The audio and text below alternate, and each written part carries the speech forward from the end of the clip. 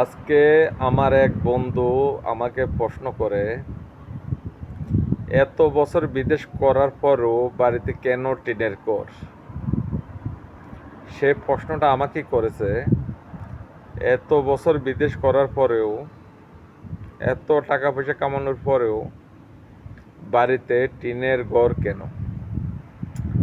আমি একটা কথাই বলবো সবাইকে,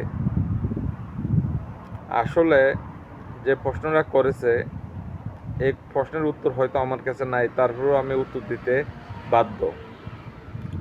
সবাই টাকা পয়সা কামাইতে পারে, কিন্তু টাকা পয়সা রাখতে কয়জনে পারে? সব পুরুষ লোকেই বিয়ে করে, বাড়িতে তার স্ত্রী আছে, ছেলে সন্তান আছে, সবাই স্ত্রীর কাছে টাকা দেয়, কিন্তু কয়জনের স্ত্রী লক্ষ্মী স্ত্রী আছে বলতে পারবেন বুকে হাত দিয়ে? আপনার টাকাটা পাঠান, সঠিক জায়গায় কাজে লাগায়, এবং কি আপনার টাকাটাকে, আপনার পরিশ্রমটাকে মূল্যায়ন দেয়।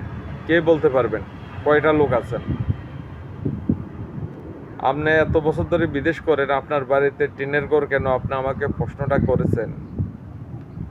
টাকা ভাই সবাই কামায়, কিন্তু টাকা কয়জনে রাখে? সবচেয়ে বড় প্রশ্ন হইল এটা। টাকা কামান বড় কথা না, টাকা রাখাটা বড় কথা।